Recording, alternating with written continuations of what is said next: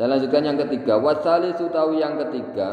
Jadi ini tadi masih dalam syarat sholat sebelum masuk yang ketiga adalah wasalisu utawi yang ketiga iku al-wuqufu meneng atau bertempat ala makanin ing atase panggonan tohirin kang suci.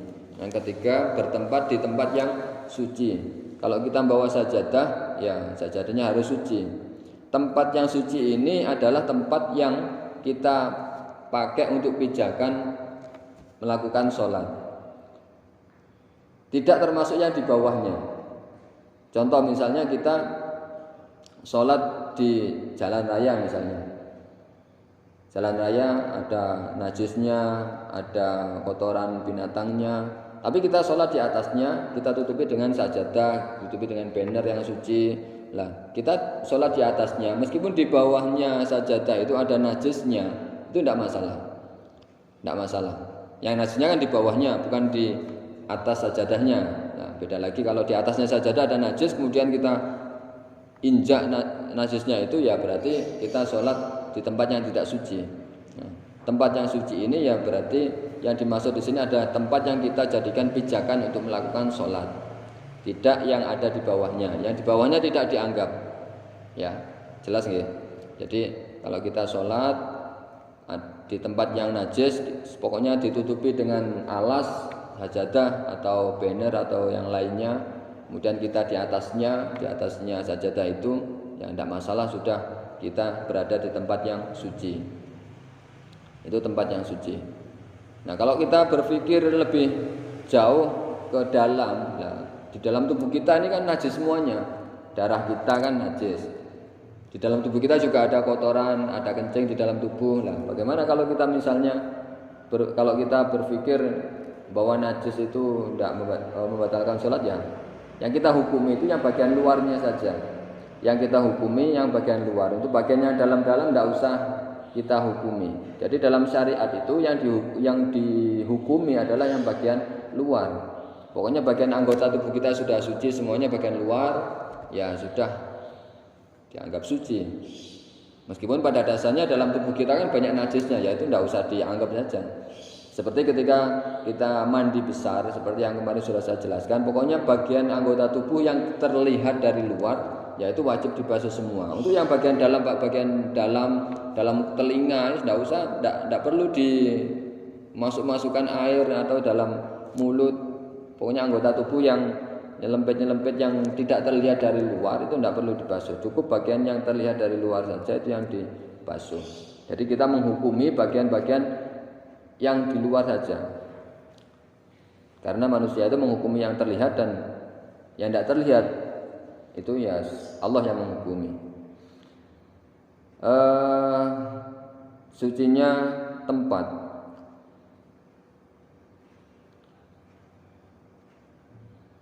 Al-wuqufu bertempat ala makanin tuhirin. Fala tasihu moko ora sah apa salatu syakhsin, salatnya seseorang yulaki kang terkena ba'da badanihi ing sebagian badannya wong au libasihi utawa pakaiannya wong najasatan kelawan najis. Tidak sah kalau tubuh ataupun pakaian kita terkena najis. Fi qiyamin yang dalam waktu berdiri, au qu'udin utawa lungguh, au ruku'in utawa ruku', au sujudin utawa sujud. Ketika kita berdiri ataupun duduk, ruku' ataupun sujud, itu harus di tempat yang suci. Ketika kita sujud, nah seperti kemarin sudah saya singgung, ketika sajadah tempat kita sholat itu ada najisnya, misalnya ada kotoran cicaknya. Selama kita tidak menyentuhnya, misalnya kita sholat di sini, ya, depan kita ada kotoran cicak. Ketika kita sholat punya tidak menyentuhnya, itu sah-sah saja, tidak batal sholatnya. Jadi tidak masalah. Jadi tempat yang dimaksud di sini adalah tempat yang kita jadikan pijakan yang terkena oleh anggota tubuh kita. Ketika kita sujud tidak menyentuhnya, meskipun di tengah-tengah kita, di depan kita, di tengah kita, di tempat kita sujud. Selama tidak menyentuhnya, ya tidak masalah, tetap sah sholatnya. Jadi tidak dihukumi terkena najis karena tidak mengenai anggota tubuh kita. Jelas nggih. Jadi selama tidak menyentuhnya meskipun di depan kita tetap sah. Kemudian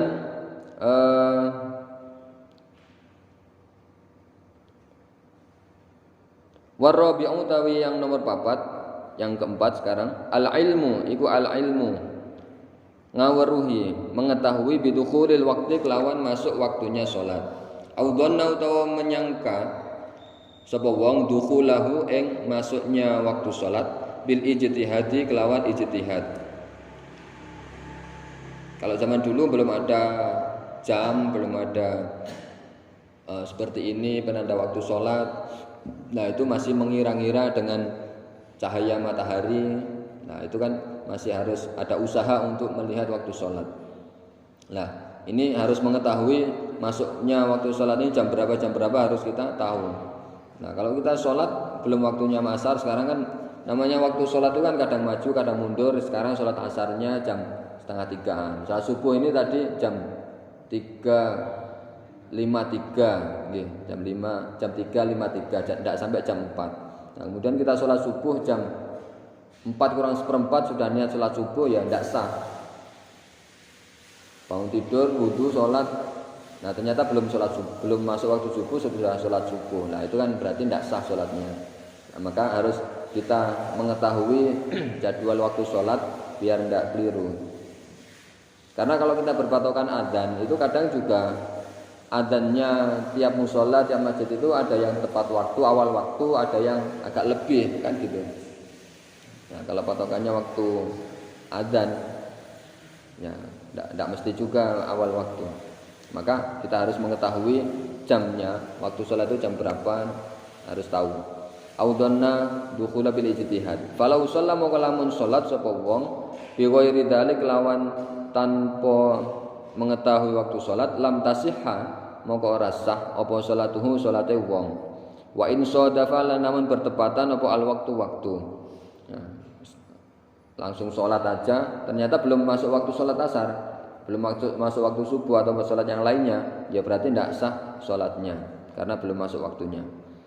Wal khamis utawi kang nomor 5 iku istiqbalul kiblati madhep kiblat.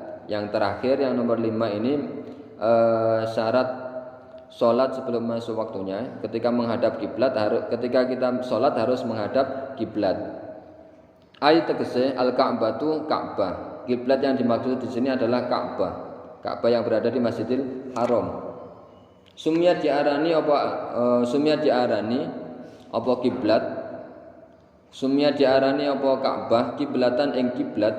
Li'annal musolli karena sak temene wong kang salat iku yuqabilu madhep sawa musolli ha ing kiblat.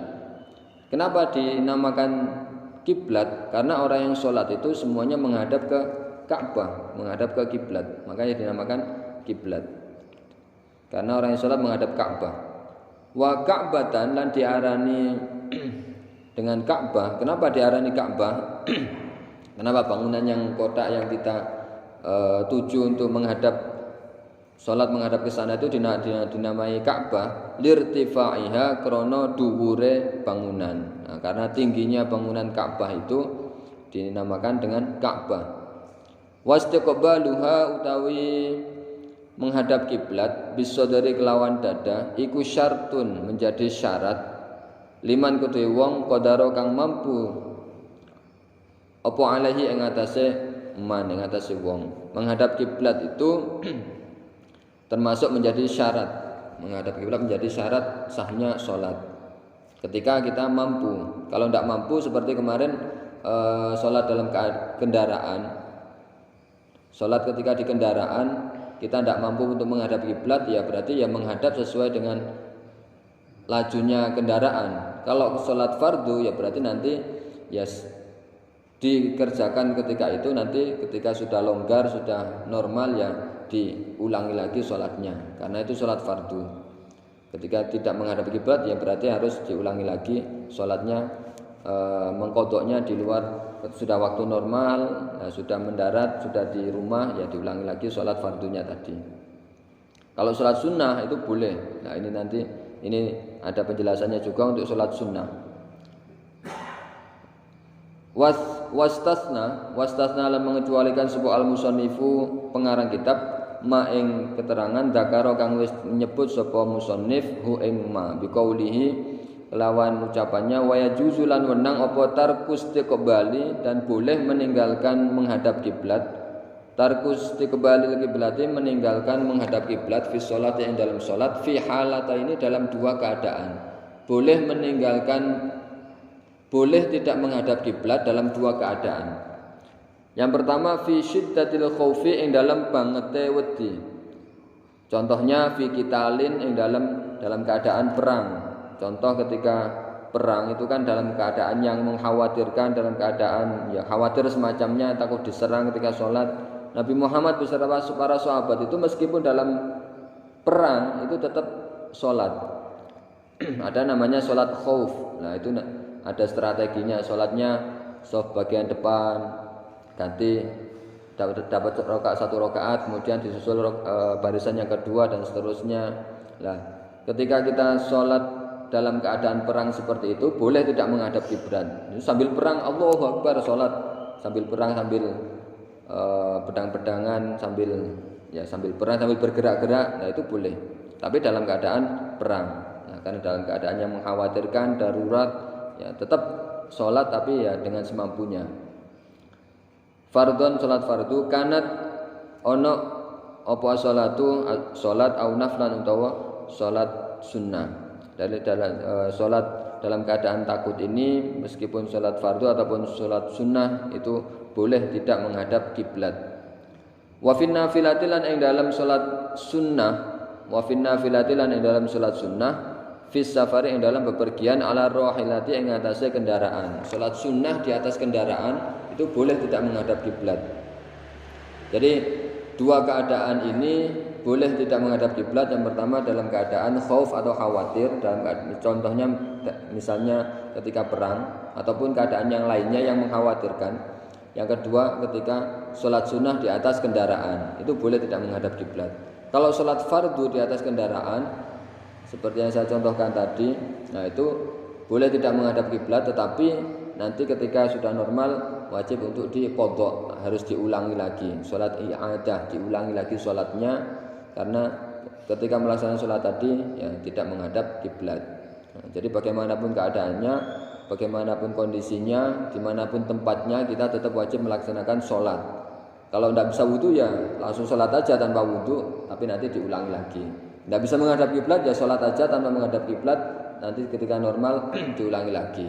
Nah itu kemudahan dalam Islam dan sangat ditekankannya sholat fardu, karena saking ditekankannya sholat fardu bagaimanapun kondisi dan keadaannya. Orang sakit pun selama dia masih sadar dan masih bisa bergerak, misalnya pakai isyarat ya pakai isyarat.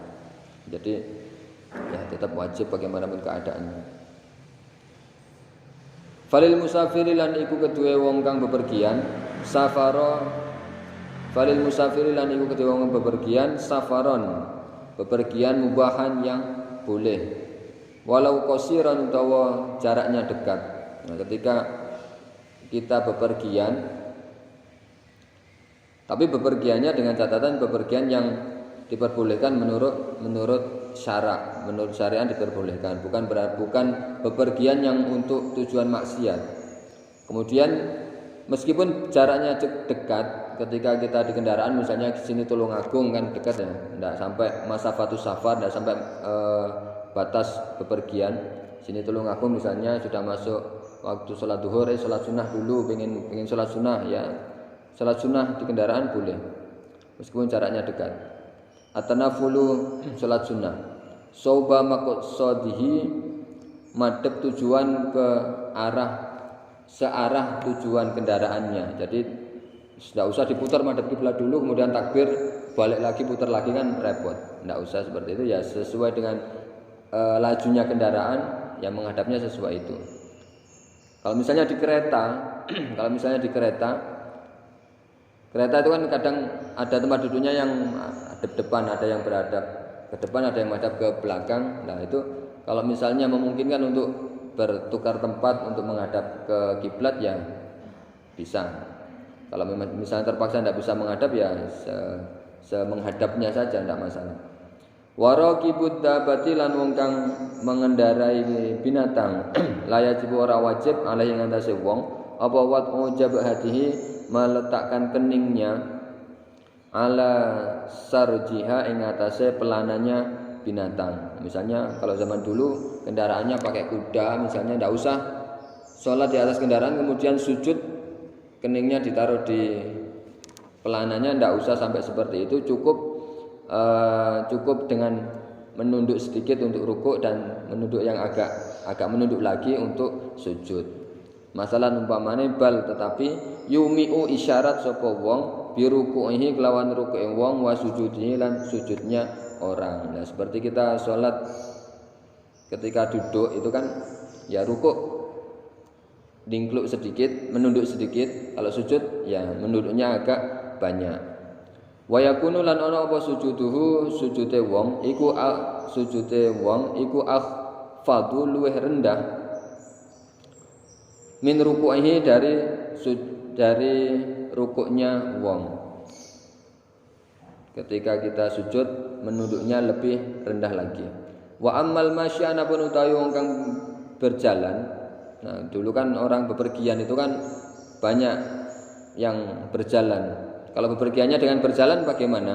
Fayatimu moko menyempurnakan sapa wong ruku'ahu ing ruku'e masyi. Rukuknya orang yang bepergian dengan berjalan tadi. Wa sujuduhu lan sujude wong. Wa yastaqbalu lan menghadap sapa wong al-qiblata ing kiblat fihima ing dalem karone rukuk wa sujud. Kalau bepergiannya dengan berjalan ya sholat seperti normal biasa, karena kan memungkinkan untuk menghadap kiblat kan memungkinkan. Wa yastaqbalu lan menghadap al-qiblata ing kiblat fihima. Wala yamshi lan ora berjalan illa kecuali fi qiyamihi ing dalam berdirinya wong wa tasyahhudihi lan tasyahude wong. Nah, ketika bepergiannya dengan berjalan maka sholatnya ya sempurna seperti biasanya. Nah, itu kalau dalam kendaraan itu kan ada kendala-kendala yang tidak memungkinkan sholat dalam keadaan normal, ya itu tadi ada keringanan, ada rukhsahnya. Nah, ini sudah yang terakhir pembahasan tentang fasal syara wa syara itu sholati qabla dukhul fiha khamsatu asya. Sudah kita pelajari 5 syarat yang harus dipenuhi ketika akan melakukan sholat. Insyaallah di pertemuan yang akan datang akan kita bahas tentang fi arkanis sholat atau tentang pembahasan rukun-rukunnya sholat. Insyaallah akan kita bahas di pertemuan yang akan datang. Wallahu a'lam bishawab. Naftatim bi qiraatil hamdalah. Alhamdulillahirabbil alamin. Rabbi fanfa'na bi barakatihim wahdinal husna bi hurmatihim wa amitna fi tariqatihim wa mu'afatihim min al-fitani. Rabbi fanfa'na bi barakatihim wahdinal husna bi hurmatihim wa amitna fi tariqatihim wa mu'afatihim min al-fitani. Rabbi fanfa'na bi barakatihim wahdinal husna bi hurmatihim wa amitna fi tariqatihim wa mu'afatihim minal fitani. Bismillahirrahmanirrahim. Allahumma inni astaudi'uka ma 'allamtanihi fardudhu ilayya 'inda hajati ilayhi wa la tunsinihi ya rabbal alamin. Walhamdulillahi rabbil alamin. Terima kasih, mohon maaf, mudah-mudahan bermanfaat. Assalamualaikum warahmatullahi wabarakatuh.